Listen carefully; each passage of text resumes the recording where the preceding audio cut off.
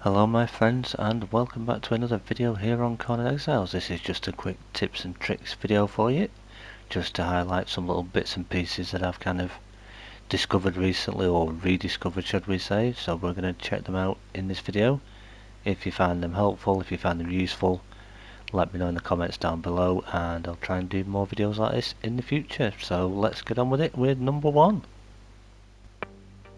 Okay then, so here we are out in the desert, and this is number one on the list.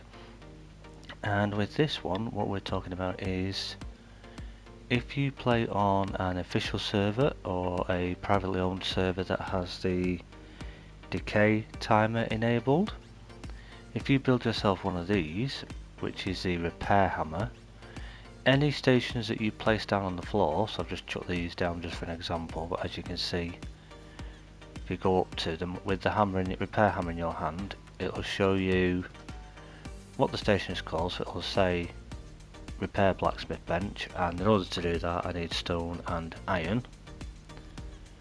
Same as the carpenter, wood and stone for the furnace. Now obviously the higher up the level of station that these are, obviously the higher the resource is going to be for you to repair them. But what you're looking for is where it says underneath the owner name, so that's your clan name, and then a little bit underneath it says Decays in. Now on this server, this is my server that is open on console for anyone to join, we don't have the Decay Timer enabled, which is why there are no numbers. However, on official servers or some privately owned servers that have the Decay Timer enabled, where it says Decays in, there will be a number after that, and it'll be a certain amount of hours before this will essentially decay, and then if you don't repair it, it will disappear, or it can be demolished by another player, and they have a set decay timer on them. However, and that applies to things like this as well, so your stable, your animal pen, anything that you place down in the world will have a decay timer. Now if you take your stable for example, or even your benches, if you lay out a foundation on your floor, depending on how big you want your base to be, this is just an example, and then you place your stable on top of the foundation, it will actually get a longer decay time, so it'll decay a lot slower because it's actually built onto foundations. So with the foundation and the piece on it, they will actually all decay a lot slower. This applies to buildings as well. If I didn't have this row of foundations here in the middle between this building and this stable, even though they're both on foundations, they would have their own decay timer. However, because they are both sat on the same base plate, if you will, of foundations, this stable will share the same decay timer as the building. So if you get what I mean with that, this will only decay at the same rate as what this will, because they're all on the same foundations. There's nothing in here, it's just an example just to show you. So anything that you want to build on an official server or a private server, like I said, that has Decay Timer enabled, make sure you build them on foundations if you want the best decay time. So for number two, we're still sticking with a bit of a building theme, but this is a different one. This one I actually heard about a long time ago, but actually just recently saw it again from Eradication, I think it is, another YouTuber that does a lot of build videos. And there's a little trick that you can do, as you can see behind me there. That looks like a bigger window than what we can get in game, because if I just show you one of the base windows for example that we can get, let's just go with this one. If I pop in here and then not that one, pop that down, that is a window size that we would normally have, but as you can see out here I've got a fence piece and a much bigger window. So I've done one there and done one there just so that you can see. Now to be able to do this trick you will need to own one of the DLCs, and it is the Riders of Hyboria DLC, because what you will need is you will need the stable building pieces, and you could use either of these, but I use this one, the stable gate frame, and as you can see it's here in this space ready, because essentially what we need to do is we need to trick this space. If we put a fence in like this, boom, but we don't want to leave it like that. We don't want the fence found at the stable fence. We want to use a bigger window, so what I'm just using is the arcane door frame. When it just has to let me choose one, so I'll choose that one. Now as you can see, it takes a bit of lining up, but if you line it up like that and then hit your build button, it deletes the stable gate frame and replaces it with the sandstone doorway. So we use the doorway as opposed to a window, and as we can quite clearly see, we get a much bigger viewing space. So I'll just show you again. So you pop in your stable fence, well, gate foundation, pop in whatever fence you want to use, take your door frame, boom, nice big windows.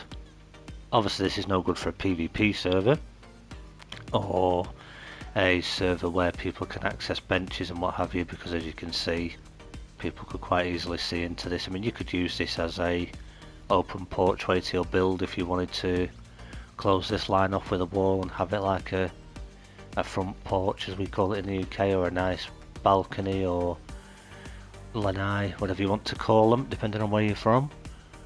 But that is a really easy way to get bigger windows.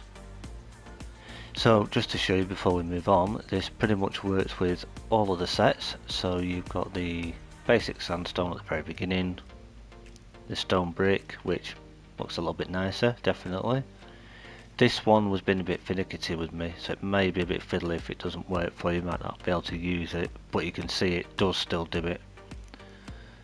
At the back there, it just for some reason didn't want to put it here for me. That's the insulated wood.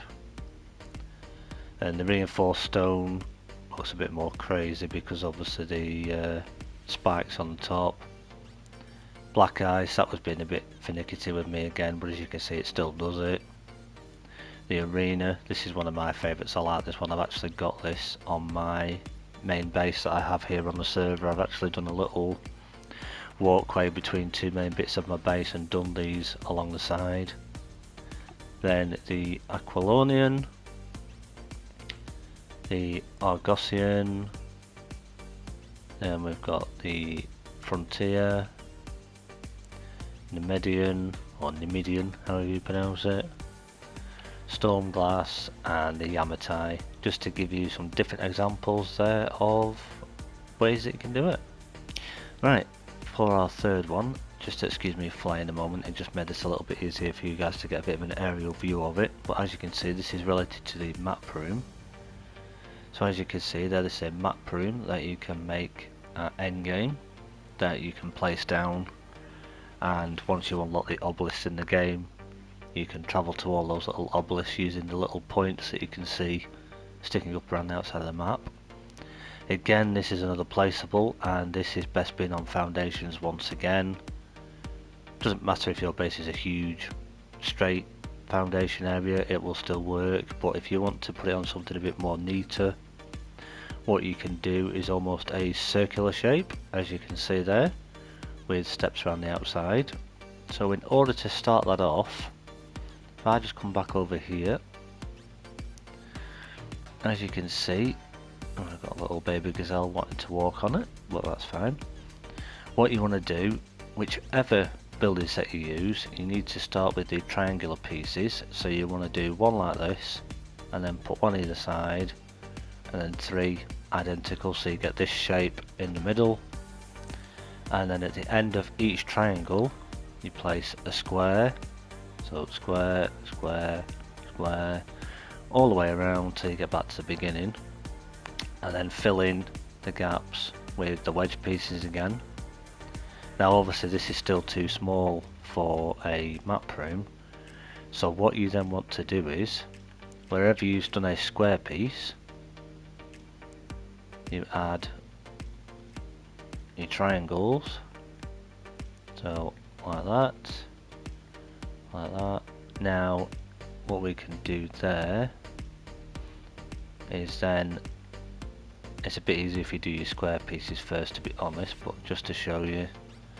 So you create your 3-piece triangle shape.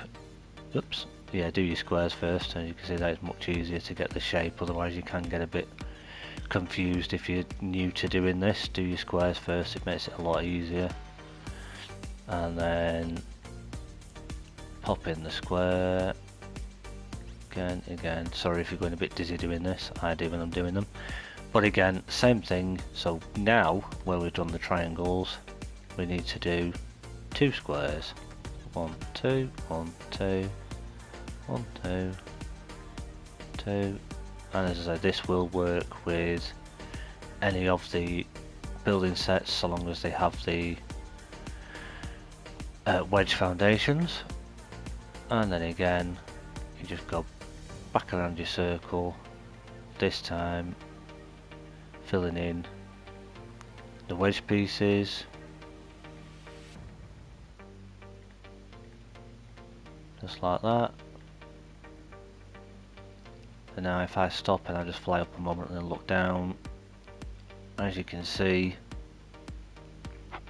we have a nice big circular pattern there, and then you can just check against your map room to make sure that it is the right size that you need it to be for your map room to fit on. And then if it's raised up a little, if you've got bits like this, so you've raised it up on the full height because you want it away from danger, you can then obviously just go around, depending on what set you're using. You could put little ramps to it, or if you want to make it look nicer, you can just literally run around the edge and trim it off with stairs, as you could see on the one over at the beginning that I showed you. Right, so that brings us to number 4 on our list, and this one, some of you may recognise this appearance behind me from previous videos. I have mentioned this in a few videos and why I do it, but to anyone that's new, at first glance you would say that this bench is one big long bench all on its own, right from this corner all the way around to the end there, but actually it's not, because if we take a closer look just here, when the writing of it, you can just see the 2 different legs there. This is the garrison armourer's bench, which goes from the leg here along and then round, so it fits really nicely in the corner. Talk about that in a second. And then this one is just your improved armourer's bench that you'll learn in the game. The reason why I wanted to include this is just to highlight that this bench, even though it's huge, it does fit nicely in the corner. I always recommend this bench to people once you hit end game, because out of the armourer's benches, this will reduce your cost of producing your armour. It's the best one for cost reduction.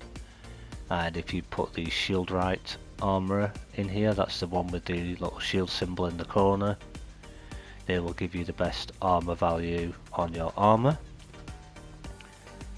It still applies even on here as well. You can use a shield right in here as well, and they would still give you the armour value. However, you won't get the full cost reduction, but there are certain armours, maybe armours that are not epic, or certain ones that, certain DLC pieces maybe that you can't craft in here, but you'll find them in here.